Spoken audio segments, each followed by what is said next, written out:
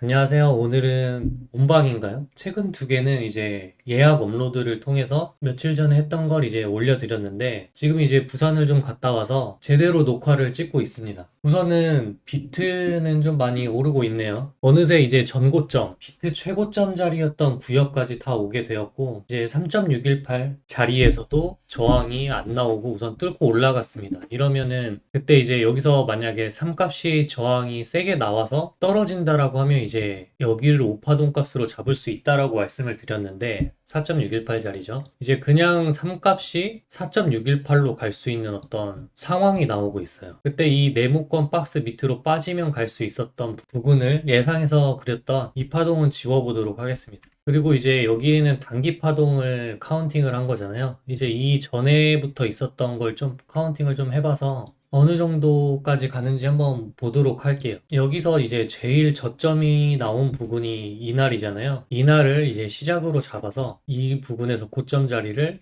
1파로 잡고 이제 여기서 나온 저점 자리, 이 0값을 깨지 않는 저점 자리죠. 이 구역을 이제 이 값으로 잡아서 이제 파동을 좀 보면은 3자리에서 저항이 나왔어요. 그림으로 따지면 이제 1, 2, 3.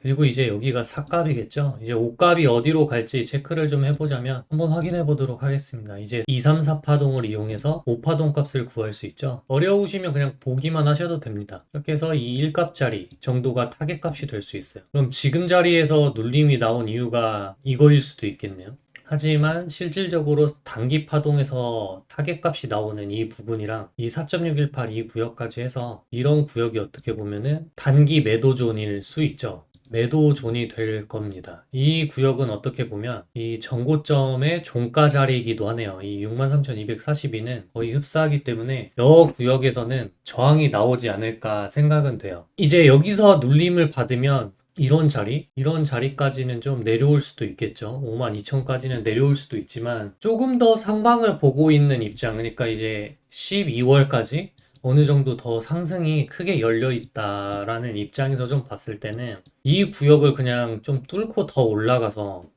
올라간다라는 말은 여기서 이제 눌림은 나오겠지만 이 전처럼 약하게 조정이 나온다라는 거죠. 적어도 뭐 이틀 정도 음봉 크게 나올 수 있지만 뭐 예를 들어서 이런 식으로 이런 세 개 캔들 있죠. 이 세 개처럼 좀 세게 나올 수는 있지만 이 정도도 어떻게 보면 약 조정이거든요. 이렇게 큰 조정이 아니다 보니까 그 정도로 눌림 나오고 올라가서 이제 지지를 이 구역 정고점 자리죠. 이 구역에서 지지를 받는 그림이 좀 나왔으면 하고 있어요. 최종 목표값을 보고 있는 어떤 가격에서는 이런 시나리오가 가장 어울립니다. 만약에 이 구역을 쉽게 뚫고 올라간다라고 하면은 저는 이 구역에서 비트를 매수를 받을 생각이에요. 아마 그러면 그 조정받고 비트 독주를 좀 더 할 수 있다고도 좀 보기 때문에 우선 상황을 좀 지켜봐야 될 것 같습니다. 그래서 이 구역은 지금까지 이제 비트 매수를 못 받으신 분들은 이 구역을 뚫고 올라가면 이제 지지받을 때 매수를 받아야 되죠. 또 밑에 있던 사람들은 이 구역에서 어느 정도 익절을 좀 봐야 되는 그런 자리입니다. 그럼 이제 네오로 한번 넘어가 보도록 할게요. 네오를 분석해 보도록 하겠습니다. 그 최고점 자리에서 똑같이 사용을 하면 되는데요. 이 자리에서 가로줄을 긋고 하락하다 반등 나온 자리, 이 구역이죠. 하락하는 부분에서만 이제 확대해서 보면서 진행해 보도록 하겠습니다. 여기 종가 자리를 해주고 이제 내려오다가 반등하는 자리에 대한 종가가 이 구역도 있고 이 구역도 있어요. 이 구역도 우선은 체크를 해줘 보고 이 구역도 하나 체크를 해줘 보겠습니다. 퍼센트도 한번 볼게요. 여기가 40%고 이 구역이 27% 정도 되네요. 하락하다가 반등 나온 자리, 여기까지도 있네요. 이제 하락하다가 반등 나온 자리. 예전에 하던 말로 이제 꼬리를 채운 것 같은 느낌으로 보이는 상황이에요. 여기는 14%. 우선 한번 해보도록 하겠습니다. 네모 영역을 가지고 저는 여기 종가랑 여기 종가를 사용해 보도록 할게요. 퍼센트는 10% 정도 되네요. 여기 꼬리까지 해서 핵심 지저를 잡아보고 빨리빨리 좀 해보도록 할게요. 핵심 지저 영역은 여기, 그리고 여기 종가. 퍼센트가 좀 작아서 이 종가까지 이렇게 사용을 하도록 하겠습니다. 여기 이제 꼬리가 길게 나오고 결국에 말아 올린 이 자리까지는 좀 의미가 있을 것 같아서 저는 이렇게 사용을 하도록 할게요.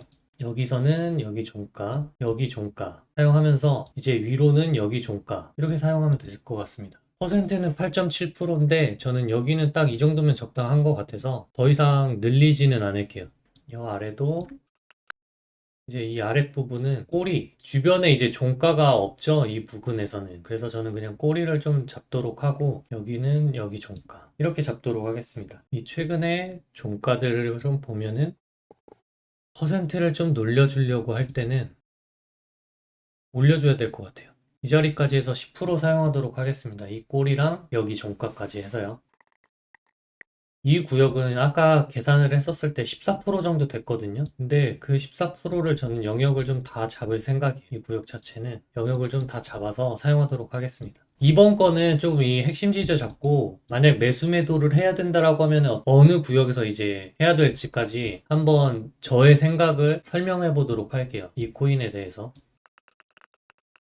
여기서 이 뚫리고 나서 그러면 리테를 못한 게 아니냐라고 말씀을 하실 수 있는데 이전에 만약에 이 구역이 없었다라고 한다라고 하면 차트는 이걸 거 아니에요. 여기를 기준으로 잡았다고 하더라도 차트는 이런 상황을 보면서 지지저항 추세를 그렸을 겁니다. 그러면 지지저항 추세를 이 상황에서 만약 그린다라고 했을 때는 빨간색 선 여기만 한번 보도록 할게요. 이 빨간색 선이 여기일까요? 아니죠. 이런 자리일 거란 말이에요. 이런 자리에 핵심이 있을 거고, 이런 자리에 한번 보조나 핵심을 하나 넣을 거고, 이런 자리에 이제 핵심이 하나 들어가 있었을 거예요. 예를 들어서 한번 그어보도록 할게요. 이런 자리를 과거의 핵심 자리겠죠. 이런 자리, 그리고 이런 자리, 그리고 그때 여기서 한번 나왔던 고점에서 저항 나온 자리. 이런 자리가 핵심선이었을 겁니다. 이런 파란색 선을 이제 예전 과거 핵심선이었겠죠. 이 구역에서 매수를 받았다라고 하면은 손절이 이제 여기서 다시 나갔을 거고 여기서 이제 다시 매수를 또 받는 그런 상황이 됐을 겁니다. 그러니까 이제 제가 드리고 싶은 말씀은 이 현재 걸 기준으로 핵심선을 그었는데 여기서 왜 그러면 리테를 안 했냐라고 물어보신다면 이 핵심선이랑은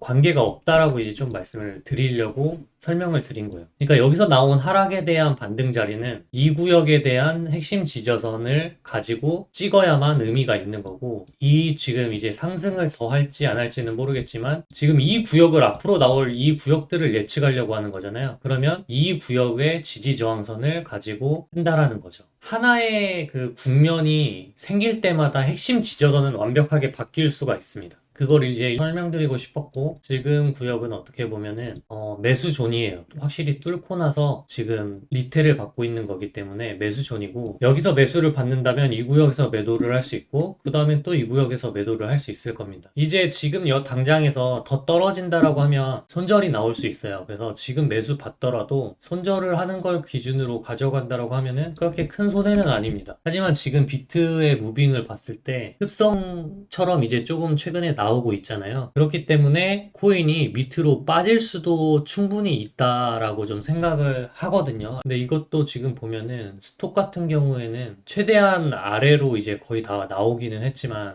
이런 마지막 하락 부분에서 예를 들어서 이런 거죠. 이게도 거의 다 온 줄 알았지만 음봉이 더 꽂히는 것처럼 여기도 한번 꽂힐 수가 있단 말이에요. 그래서 더 지켜보고 사야 할 가능성도 열어둬야 됩니다. 원칙대로 한다라고 하면은 매수를 받고 떨어지면 손절을 해야 되는 상황이지만 여기서 풀매수를 들어가는 상황은 안 하시는 게 좋을 것 같아요. 아니면 이런 최하단 자리에서 매수를 들어가고 진행을 하는 게 좋아 보입니다. 그 가격표를 따지면 이제 51,150원? 이런 구역이 차라리 매수를 받기 좋은 상황이에요.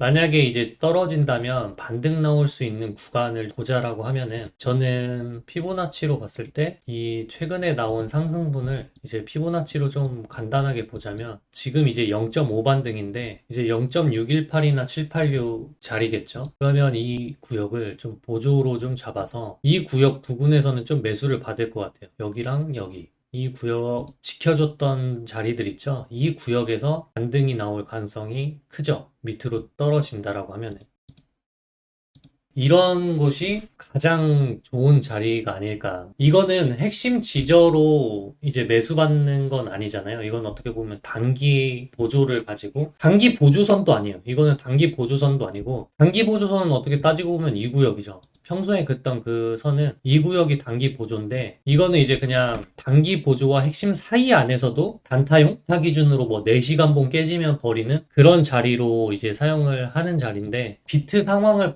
봤을 봤을 때 여기를 깨고 내려오면 이런 자리가 매수를 해야 되는 자리일 가능성이라고 말씀을 드리는 겁니다. 그러니까 만약 여기서 비트성이 나와서 떨어진다라고 하더라도 뭐 이런 식으로 지금 당장 여기서 이제 깨지면 원래는 이제 다음 매수조는 핵심 지저 구역에서 받아야 된다라고 했잖아요. 그러니까 여기가 뚫리면 뭐 이렇게 떨어지는 상황은 안 올 거라는 얘기인 거죠. 그래서 이제 비트가 상승을 한 다음에 조정이 나오고 상승을 할 때 이제 알트가 따라가기 때문에 그 시점을 좀 생각을 해보면 여기서 여기 떨어지는 건 너무 조금 떨어지는 것 같은 느낌이 들어서 한 이 정도 떨어진다라고 하면은 괜찮아 보이는 자리기는 합니다. 아니면 이제 여기서 더 안 떨어질 수도 있잖아요. 솔직히 어떻게 될지는 사실 모르는 건데 그러면 이제 여기서 일부 매수를 받고 이제 손절 개념을 여기서 들고 가는 게 아니라 이 구역을 오면은 추가 매수를 받는 걸로 가져가는 게 가장 좋고 이 구역이 깨지면 손절하는 거, 저점이 깨지면 상승 파동이 사라지죠. 그런 거 이제 이 저점이 다시 갱신된다라고 하면 그때 손절하는 방향으로 가져가는 게 좋을 것 같습니다. 이제 그냥 지저추에다가 추가적으로 이제 다른 비트의 상황 그리고 비트가 오르고 내리고 흡성할 것까지 좀 생각을 해봤었을 때 매수를 추가적으로 어디서 받을 수 있는지에 대해서 좀 간단하게 설명을 해봤어요. 아마 이거는 처음 설명하지 않았나요? 처음 설명한 것 같아서 아마 잘 이해가 안 되실 수도 있는데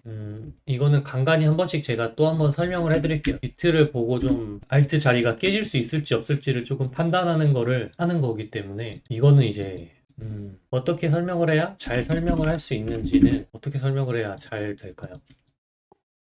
이 지저추 말고 단기 파동을 긋는다라고 하면은 좀 타점이 나올 것 같긴 한데 이런 핵심 날봉으로 하는 걸로는 안 나오지 않을까. 구역이 크기 때문에 핵심으로는 보조선 아까 제가 말한 거 있죠. 이런 단기 여기서 반등한 이유가 이제 이 하락이 끝나고 상승 국면이 나온 거기 때문에 이런 자리에서 한번 지지저항 선이 나오면서 반등할 수 있었던 구간인 거죠. 한 번 더 설명을 좀 해볼까요? 제가 이 구역에서는 매수를 받는 게 맞다라고 했습니다. 근데 지금 비트 상황을 봤었을 때 비트 강세잖아요. 지금 장이. 테더가 올라가서 이렇게 하락하는 그런 장이 아니고 비트 혼자 독주를 하고 있기 때문에 알트가 힘을 못 쓰는 장이거든요. 이런 경우에도 이런 핵심 지저선을 지금 어떻게 보면 횡보로 잘 지켜주고는 있어요. 이렇게 잘 지켜주고는 있지만 언제 이제 빠질 수가 있냐면 이 횡보에서 상승을 빨리 안 해준다라고 하면은 이 구역은 깨질 수도 있습니다. 그 상황이 왜 나오냐면 비트가 이제 올라가다가 저항받는 시기는 분명히 나올 거예요. 눌림이 이렇게 작게 나오면은 상관없습니다. 근데 만약에 이런 눌림이 한번 이렇게 날봉에서 22평까지 내려가는 그런 조정이 한번 온다라고 하면은 이게 날봉 22평이에요. 지금까지는 날봉 22평을 안 닫고 상승하고 있었는데 한 번쯤은 언젠가 이 날봉 22평을 치러 내려올 거란 말이죠. 그런 조정이 나올 때 이 알트들은 결국에 횡보를 하고 있다가 아래로 빠질 겁니다. 강하게 같이 빠지겠죠. 그리고 여기서 이제 올라갈 때 알트들이 같이 상승을 크게 할 가능성이 커요. 그걸 생각을 했었을 때 얘가 지금 횡보해버리면 이런 조정이 언제 나올지 모르지만 나온다라고 하면은 이 구역을 뚫고 내려갈 겁니다. 종가가 어떻게 될지는 모르겠지만 종가도 이 밑으로 떨어질 수도 있어요. 그러면 이제 반등에 손절을 해야 되는 상황인데 그거를 좀 염두에 두고 제가 이제 매수를 받아야 된다라고 했을 때는 지금 당장이 매수 구역이지만 여기서 매수를 안 받을 것 같아요. 오히려 차라리 더 뚫고 올라가서 지지받을 때 사거나 아니면 이제 그 비트가 조정 나올 거를 생각을 해서 저는 이 최하단에 이제 매수를 걸을 거예요. 전액 매수도 전 여기서 안 걸을 것 같습니다. 제가 만약에 여기서 200만 원 정도를 투자를 한다라고 하면은 여기서 50에서 100 사이를 넣을 것 같아요. 우선 1차적으로 넣어볼 거고 2차적으로는 전 여기서 매수를 받을 겁니다. 여기서 이제 나머지 시드를 전부 투입을 할 거예요. 그리고 손절은 이런 저점이 갱신될 때 반등에 할 겁니다. 이 구역을 잡은 이유는 이 상승분에서 피보나치를 찍었을 때 618 자리나 786 자리 그런 자리에서 이제 반등이 좀 올 수 있기 때문에 피보나치를 한번 그려봤고 그 중에서 이제 반등할 수 있는 구역 여기죠. 단기 보조에서 이 종가 자리 그리고 예전에 여기서 횡보를 좀 하면서 지켰던 종가 자리 있죠. 수평적으로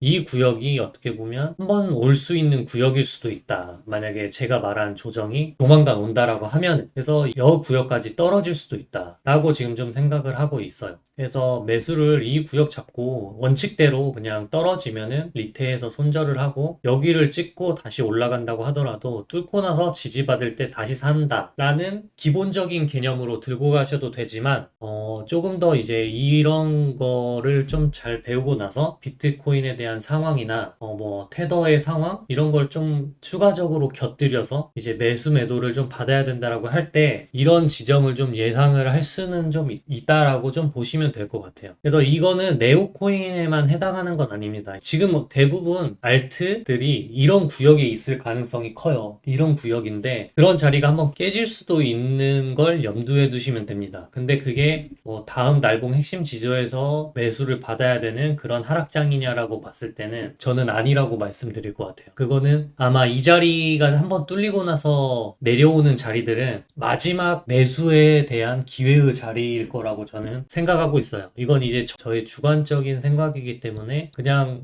얘는 이런 관점을 갖고 있구나 정도 생각을 하시면 될 것 같아요. 하지만 결과적으로 저는 이 저점을 깨지 않을 가능성이 더 크다라고 좀 보고 있습니다. 지금 네오는 매수를 받을 수 있는 구역이다. 51,000원에서 56,560원까지는 충분히 매수 구역이고 다음 매도 구역은 71,100원에서 77,620원 그런 구역 그리고 그 다음에 핵심 지점까지도 가져갈 수도 있는 상황인 것 같습니다. 그러면 다음에 뵐게요.